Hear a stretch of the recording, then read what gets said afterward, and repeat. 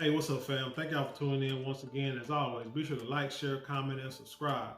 And when you do subscribe, hit the notification bells. Every time I drop a video, you will be the first to know about it. Hey, I want to talk about an issue with single mothers that I feel is not discussed enough. This is not a video to bash single mothers. Because let's be honest, most of us men will be dated, married, created, whatever, single mothers out there. Most of us have. With this video, so I'm not one to try to bash single mothers. I mean, because a lot of them, the decision was not there. Some of them, the decision was there. And a lot of people, make not so smart choices when we're younger. The older we get, we learn, supposedly. Once we know better, we do better. That's the plan, that's the goal, but hey, it is what it is. But like I said, I'm not here to bash, I'm here to help teach others, so we can learn together and create solutions. Now, this is why a lot of us are promoting the Marry Before You Carry campaign, because we see what the issues are with a lot of these single parents, having single parents out there trying to raise these kids on their own, and they don't have a proper support group. And when your statistics show that kids from single parent households, more likely to use drugs, drop out of school, get into crime, go to prison, etc., you gotta stop being selfish and for 1 minute and say, hey, I need to figure out how can I prevent that from happening for my child. Not just talking about it. A lot of people like to talk and yell and scream and protest and all this kind of crap, but then when it's time to do some work, people just want to sit on their butt all day and do nothing. So what we're going to do, we're going to go through these articles. I got one article talking about the financial difficulties that single mothers face. And then we're going to hit another article that's going to talk about how we can, circumvent that situation for single mothers so they can make, good money too. So this article comes from the Federal Reserve Bank of St. Louis, and it reads, single mothers face difficulties with slim financial cushions. It says many single mothers have very low levels of financial reserves. For example, about a third would not have been able to handle a $400 emergency expense in 2019. This is problematic because savings, even in the form of small cash balances, are critical to withstanding financial crisis. It said one such crisis, and this article came out in 2022, in May, the last year.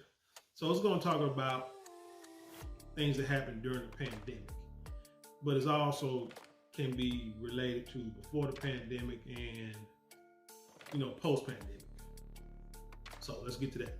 It says one such crisis came in the form of the pandemic recession, and it highlighted mothers' financial fragility. Single mothers experienced high unemployment rates and were more likely to exit the labor force than single fathers and women without children. And I saw this a lot, because daycare is expensive as hell, and you couldn't find no one to watch your kids when you went to work. And it's different than when we were growing up. When we was growing up, our parents would leave us at home. Now, we wasn't like little babies. A lot of times we're talking about probably single mothers who have little babies. You can't leave your kids just anywhere. You can't trust your kids to do what you tell them to do. Back in the day, what does the parent tell you? Lock this door and don't open the door for nobody until I get home. Don't answer the phone, don't answer the door, don't do nothing. That's it. Nowadays, you don't know what the kid's gonna do. It's just, they got so many distractions to where they don't really pay attention or listen to what the heck you tell them in the first place. But anyway, so that's the problem. And daycare, like I say, is expensive. We're gonna get into the cost of, child care here in just a second. It said during the first few months of the pandemic, there were widespread closures of schools and daycare centers. Virtual learning reduced operating hours of schools and daycare centers in quarantine period have had lasting effects on working parents.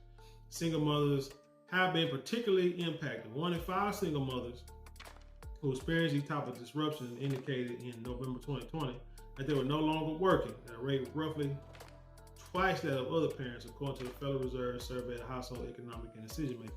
Yet, single mothers were half as likely to have voluntarily left a job as a single woman without children, indicating that higher unemployment was less likely to be purposeful. Again, daycares were expensive. They had to leave the workforce because they had nobody to watch their kids, which means they probably had to go move in. Think about this. Think about when you're on your last leg and you have nowhere to turn. See this? So, if you got children, you have no job, you have nowhere to go, where you going first place you're going to want to go? Back home. So now you're moving back home with your mom or with your parents because you can't afford to be out there and be grown. That's going to eventually cause issues in the house because you got grown folks, all grown folks who used to do their own thing, but you got one grown folk who can't do their own thing. But if they start doing their own thing, it's going to cause problems with the parents in the house.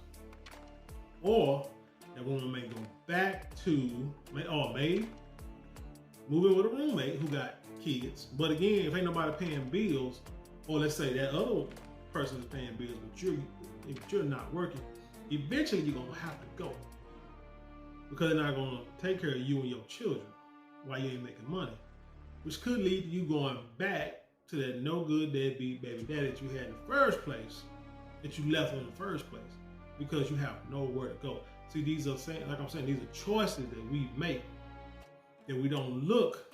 We see the here and now, but we don't see in the future of how this can impact our own households, which is why, again, we're trying to promote the marry before you carry. It says average cost of care per child was unaffordable for the vast majority of single mothers in 2019, which said like 90% of single mothers, because they struggle with the labor force due to remaining engaged in the labor force due to caregiving burdens. This lack of affordability in relation to labor force participation is noteworthy. It also says that single mothers have a slim financial cushion. Now, in this little chart I'm looking at, it says median family wealth. So single women without children has a median family wealth of $65,000. Let's be honest, we know this is not mainly black women. This is probably, well, I'm just gonna say what it ain't. It ain't mainly black women because I don't know any single black women who have $65,000 in wealth. Without children. Well, wait a minute, you might, because if you don't have kids, it means you can go to work whenever you want. You can get the career and degree that you want. So it makes sense. Now that I think about it, because it says single women with children have about $7,000 in median wealth, compared to single men without children have $57,000 in median wealth, and single men with children has $95,000. $59,000 in wealth, which means again that men, I feel, if they have their children, I believe most of them have a pretty strong support group, whether it be parents that help them take care of the kids, because it's rare that the men will have the kids, and especially in America, we know that's rare. So if a man has the kids in America, that means he got a hellfire support group to where the judge said get the kids to the dad, had to have. So like I said, he probably got friends, like I said, probably got family members that helping him with the children. Probably got a girlfriend that help watch the kids while he goes to work and make his bread. So that I believe those are like the differences in the two, single women versus single men. What is important for housing and food security and financial well-being more generally, though it varies considerably by race and ethnicity. Here we go. Single white mothers had $46,000 in median wealth in 2019, whereas single black and Hispanic Latino mothers had about $4,000. Single white mothers thus had about 11 times more median wealth, affording them a more comfortable cushion when dealing with unanticipated events like the pandemic. And that's one thing we don't, like I say, a lot of us don't prepare for is hard times. We think that every day is a hard time, but just when you think it's bad, it can get worse. Like I say, the pandemic can hit. Just yesterday, last night, tornado hit Mississippi, killed over 20 people. wiped out town. That is something that you're not ready for. You know what I'm saying? When everything is gone, what are you going to do? And a lot of us don't think like that. We don't think for tomorrow, and we don't think 5 years from now. It says single white mothers thus had about 11 times more wealth, have more median wealth, affording them more comfortable cushion when dealing with unanticipated events like the pandemic in 2020. In 2020, Black and Hispanic Latino women ages 25 to 54 were more likely to be single mothers of children ages 0 to 17 than were white women. The likelihood of being such a mother was 26%, 19%, and 11% respectively. So basically saying that Black women in this survey are most likely the ones who have minors in the house between the ages of 0 and 17. Again, that is where the problem is, especially if it's a generational thing of single mothers. There will most likely be no wealth, no money anywhere that they can tap into for reserves. Because most times, hell, in our community, if we got money in reserves, somebody gonna beg for it. And we're gonna try to help them out. And then we'll end up with nothing, and then nobody has nothing. But then nobody there to help you when hard times come. Supporting women lifts the workforce and expands economic growth. That, I believe. They said while the recovery is well underway, there is an opportunity to move beyond returning single mothers to pre-pandemic levels of unemployment, labor force participation, and wealth. Society could better imagine how to fully and equitably include mothers in the economy. They said many mothers face powerful headwinds, including the wage and wealth, motherhood penalties, lower labor force participation rates, and unaffordable childcare. High inflation is a new hurdle to be jumped, particularly heavy burden for those with limited means like single mothers. See, when you see something like this, say addressing these issues, pulling more mothers into the workforce and strengthening their financial resilience could translate into widespread economic and social benefits, including potential gains of gross domestic product. That sounds good on paper. It sounds good. It's like one of those, we finna go out here and rally in front of the courthouse and say this, I'm just gonna say this bull because there's nothing behind it. Because the question is, what is your solution? Like I said, we try to say, let's try to, in the future, eliminate or reduce single parenthood altogether so that can help with the financial burdens of children, because children cost a lot of money. But if you putting this out here, you putting out stats, but you're not saying, hey, this is how we can fix the problem. I mean, it means nothing to me. It means nothing to me because I'm all about fixing problems, which is why I found another website. And this is called wealthysinglemommy.com. I just Googled, because that's one thing you can do in this world. You can Google, the best jobs for single moms in 2023. Because I'm going to be honest, one of the issues facing single mothers, how can I put this, in the workforce is, will the place that you're applying for, will they take that risk? Most likely, depending on how much money the company makes and what kind of business it is in, most likely they probably won't hire you over time. Because especially if you got to go to a brick and mortar building and you got to work a certain amount of hours per day, that is, like I say, taking a chance. Employers are taking a real chance. Unfortunately, I'm just going to put it out there, hire single mothers. Matter of fact, example, quick story, story time, they say. I was a manager of I was a nurse manager at a particular company, right? And one of the jobs of being a manager is, you interview and hire people for your job. So, you hire, so I hire people, to come to work. The resume, first thing you look at the resume is they have the credentials that you're looking for to at least come in entry level. You love for them to have experience, but most times they got experience, they're gonna want a lot of money, but that's fine. If we can match it, we can match it. If we can't, we can't. But again, you just wanna make sure they got enough entry level skills to come in and you can train the rest, okay? I have had, now I've worked, before being a manager, I've worked with people who have, women who have kids, single mothers who have kids. Just think two shakes about it. If they called in, was sick, saying their kid's sick, kid got, activities. This, that, and third. I didn't think about it because it wasn't my responsibility to fill a spot. But then as I got higher up, and I'm like a nurse, like over a whole crew. Now, when you get to work and one of the people call in, some of your workers call in, most of the time, and the reasoning is because it has something to do with the children. It's either the kid is sick, or the kid is sick.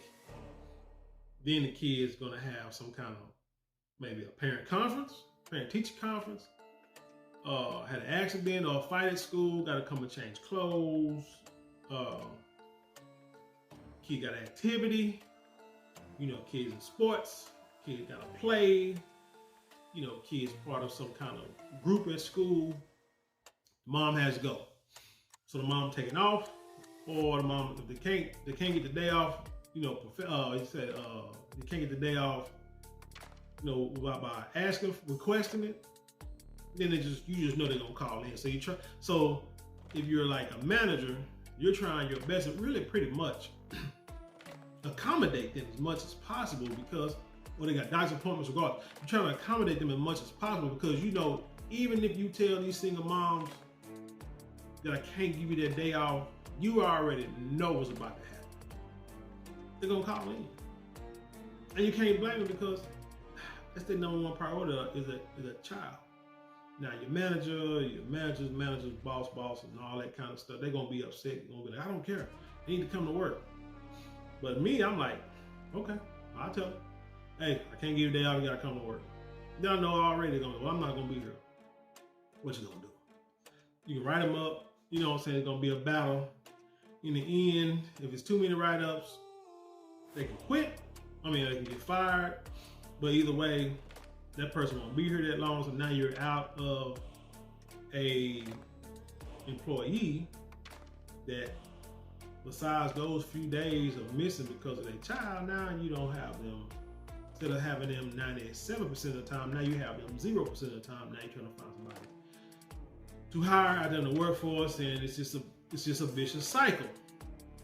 So I say it to say this: as time went on, and as I look back, I said to myself,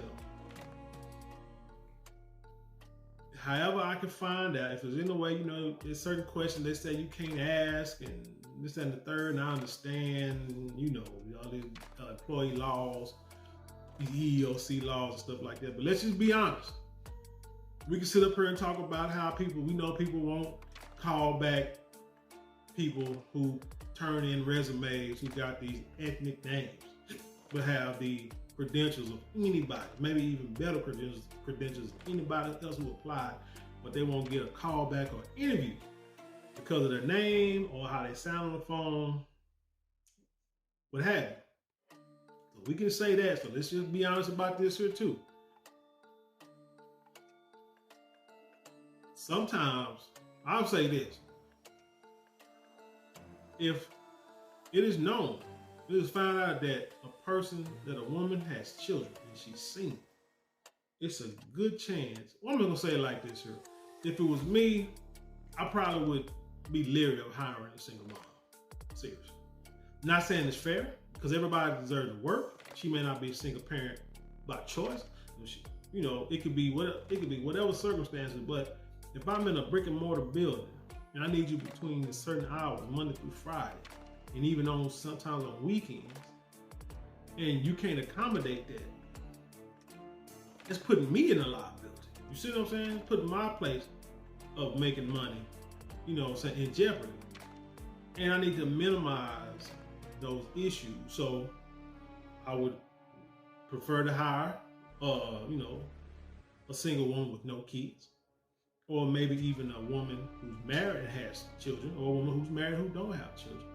But when you're single and you have kids, that's like a little red flag. Again, it's not supposed to be, and if you can find, and if it's proven that a person was discriminated against because they was a single mother, well, yes, you can take it to court, you can sue them, and you can actually get compensation for them if you can prove it. Just like if you can prove somebody didn't hire you because of your ethnicity, or somebody undervalued your home because you're black.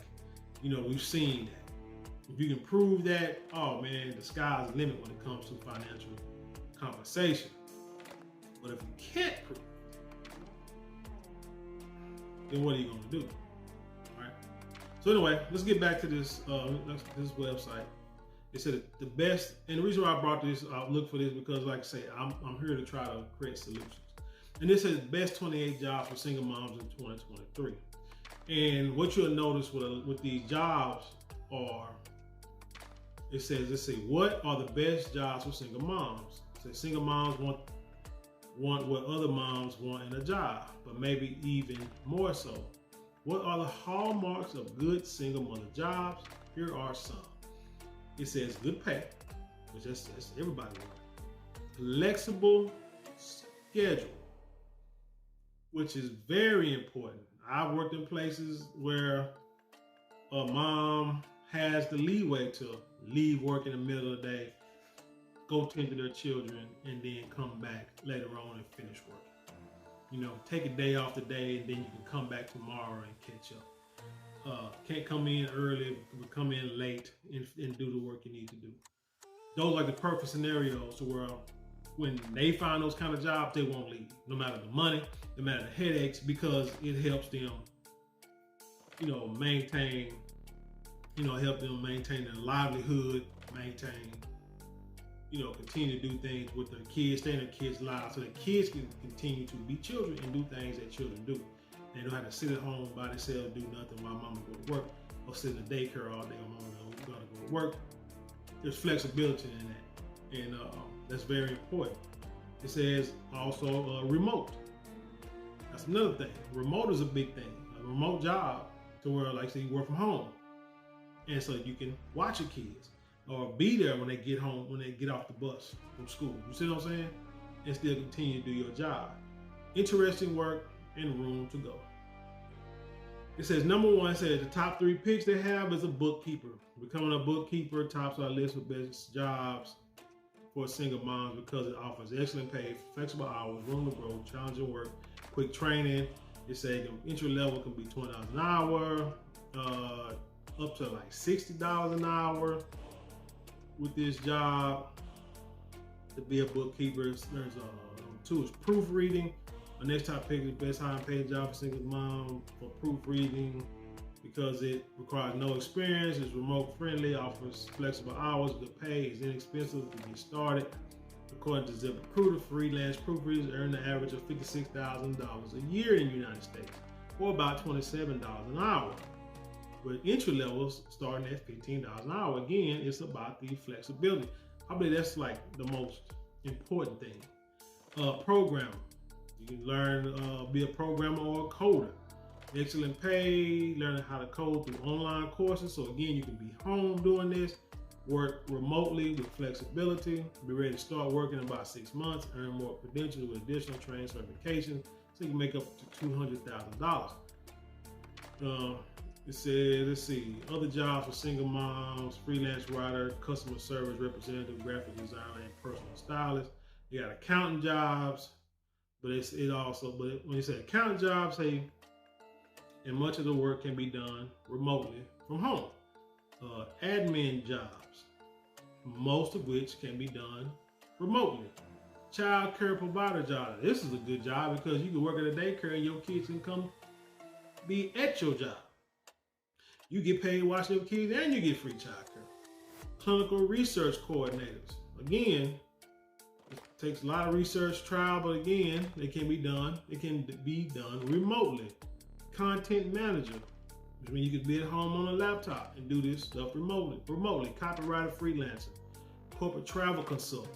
You can get over the phone, customer service chat job. You know, like when people call customer service and you pick up and help them out from home. Doula, I think Doula's a pretty cool job. That's where you, a person who helps people have babies from home. Grant writing job, you do that from home. Graphic design, you do that from the house. Healthcare, medical job. Now you might think, hey Marlon, you just said that you worked in the medical field of healthcare, and you wouldn't hire a single mom. You know, I mean, you would most likely not hire one if you could help it. But this says the medical industry has many opportunities to work remotely from home, including medical billing and coding. Again, marketing jobs. You can do this, most of which can be done remotely from home. This says nursing jobs. Again, Martin, we finna contradict what you're saying. Nope. Telehealth. As telehealth grows in demand, popularity, and offering more and more nurses of all specialties are required to fulfill positions that allow them to work from home. Real estate jobs. That's flexible, working from home, go to the office for some hours, be out in them streets, selling houses, but it's flexible. Recruiting coordinator, tax preparer jobs, going to Walmart, do some people taxes, go home, you know, when you get ready. That's like seasonal. Actually, you can do that all year, to tell you the truth. But the point is, like I said, I'm gonna put the links to this website and the other article because I don't want people to read. Transcription, typing, and data entry jobs. You can do that remotely from home. Translator or interpreter jobs. You can do that. Somebody gonna call a translator, and all you do is talk on the phone to whoever they're talking to from home. A tutor. Flexible hours. You can do it on a computer if need be. Virtual assistant jobs. And I mean, it's so on and so on. It's more like this. But my point is, let's just be honest. Again, like I said, working in a brick and mortar building is pretty taxing for the owner and the worker. So if you are a single mother, the thing is you're going to have to find something that you can do that can benefit you and your child, like even doing hair. You know, you can do that for however many hours you want. You can do that from your house. You can do that, you know, rent chairs out at barbershops or, you know, beauty salons or whatever. Work, you know, as long as you're paying that rent, you work how and when you want to. You just have to find ways to compensate your income. You got to find ways to offset the decisions that were made beforehand. The children are here. The blessings are here. Ain't nothing you can do about that. But what you can do is, like I did, you can Google jobs to help you make more money so you can financially support your kids. I tell this story before, you know what I'm saying? I said it many times. After my divorce, I started with nothing. Living off credit cards, living off 401k, you know, donating plasma, you know what I'm saying? Trying to find jobs, seasonal, you know, finding temporary jobs, not because I couldn't find a job, because I had worked like in a warehouse for years. I had the experience, but at the time, it was like a lot of people weren't hiring. Well, then it couldn't find they weren't hiring because I had so much experience, they couldn't understand why would I try to get a job with less money than what I was making. I'm like, shit, I ain't making none now. But I'm trying to go to school so I can get this degree. So I need a job. So eventually I had a few jobs with temp service, stuff like that. But I struggled. So I know it's a struggle. It's a struggle for me, and my kids live with their mother. But again, I was there every day, like right around the corner. But again, for me, I struggle. So if I struggle, imagine someone who has the kids in their house 24/7. It's hard. It's really hard if you don't already have a degree, or, you know, like I said, you don't have a support group. So like I said, their mother had me support, had my parents, had her own parents. We had family here. They had neighbors. They would help out with the kids. So like I said, our situation for my children isn't the typical. But with that being said, everybody doesn't have those, you know, everybody don't have that kind of opportunities. And, you know, I mean, it is what it is. But anyway, that's all I got for this story, man. As you know, I can ramble for days and days about topics that I bring up. But I want to know what you think. Leave the comments below and then share this video with the world. You know, get some likes. Click on that like button. And with that being said, I leave you in peace. And I'll see you on the other side.